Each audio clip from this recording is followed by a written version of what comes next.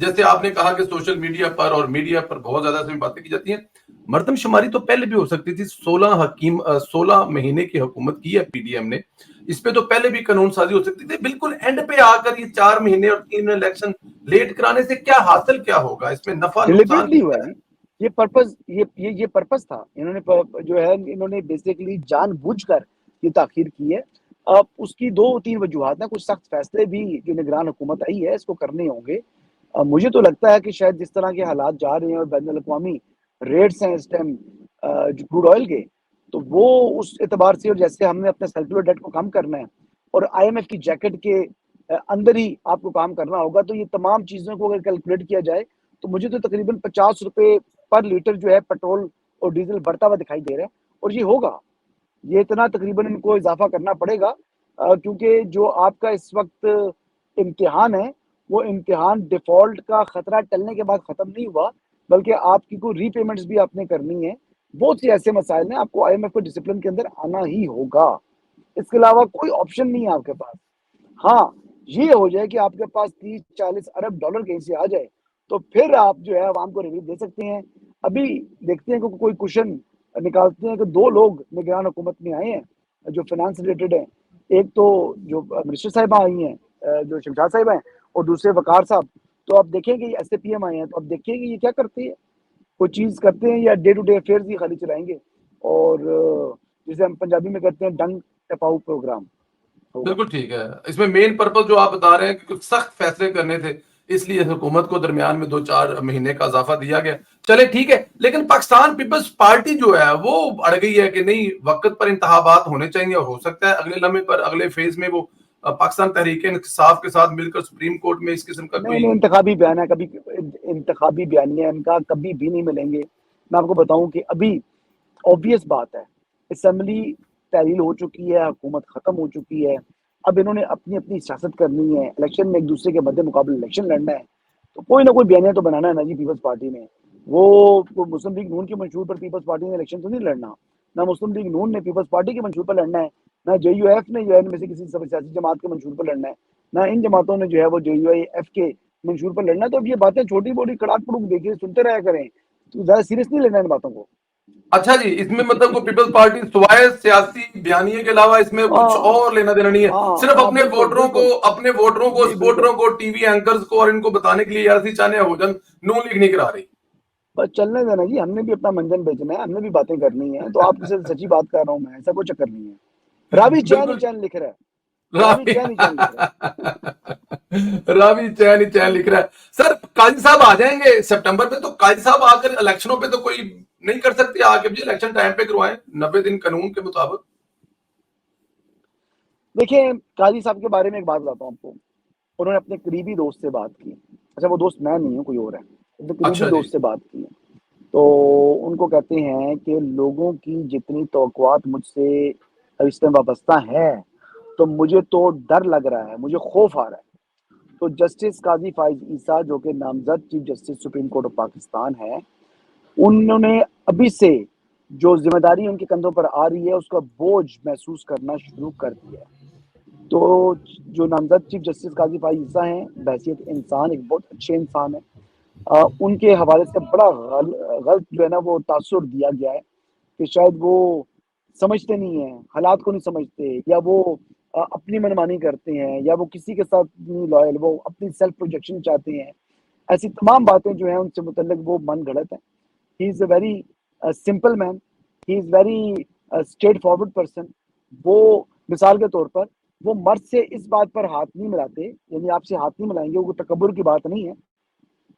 وہ ہاتھ اس لیے منائیں گے، وہ کہتے ہیں جی کہ اسلام کہتا ہے مساوات کریں. اور جج کے لیے اگر جج ایک مرد سے ہاتھ ملائے تو پھر وہ منصب کا تقاضا ہے کہ پھر وہ خاتون سے بھی ہاتھ ملائے، تو اسلام اس کی اجازت نہیں دیتا.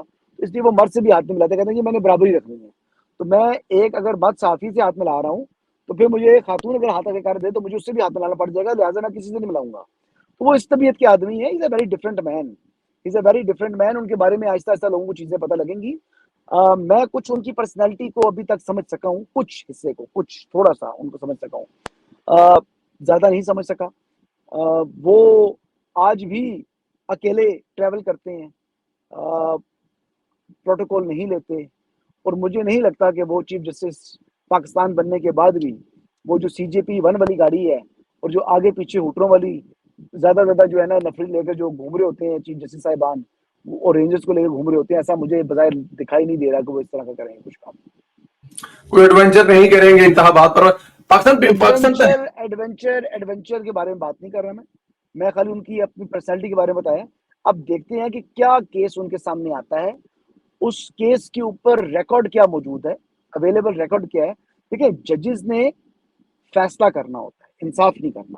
یہ کہتے ہیں نا ہم انصاف کرنے بیٹھے ہیں، یہ انصاف کر ہی نہیں سکتے. انصاف یہ کر ہی نہیں سکتے کیونکہ انہوں نے فیصلہ کرنا ہے. فیصلہ کہاں کرنا ہے؟ جو ریکارڈ ان کے سامنے اویلیبل ہے. تو ان ججز کے پاس آپشنز جو ہوتی ہیں وہ ریکارڈ کو دیکھتے ہوئے جو ہے نا وہ فیصلہ کر سکتے ہیں، یا مطلب انہوں نے ڈیسائیڈ کر سکتے ہیں. جو وہ کہیں گے وہ انصاف کر جائیں گے. تو انصاف بڑا مشکل کام ہے جی. انصاف جو ہے نا یہاں پر اس کا انصاف نہیں ہوتا. تحریک انصاف نہیں کر سکی تو اور کیا انصاف کرے گے؟ تحریک انصاف کے وہ انصاف سے یاد ہے وہ لوگ فرما رہے ہیں کہ کیونکہ اسمبلی جو ہے وہ صدر نے توڑی ہے تو انتخابات کی تاریخ بھی صدر ہی دیں گے.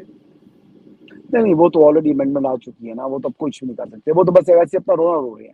دادا اب ٹینشن نہیں لینی آپ نے PTI والوں کی. اب دیکھیں بات سنیں، آج کل PTI صرف اور صرف سوشل میڈیا پر موجود ہے، اور جو مسلم لیگ نواز ہے انتہائی تھکا سوشل میڈیا ان کا، انتہائی تھکا ہوا.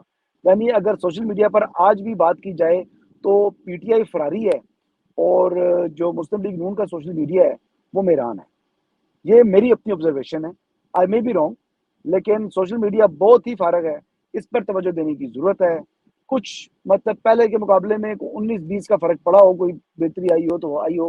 اوور آل جو ہے نا وہ مایوسی ہے مسلم لیگ نون کے سوشل میڈیا سے.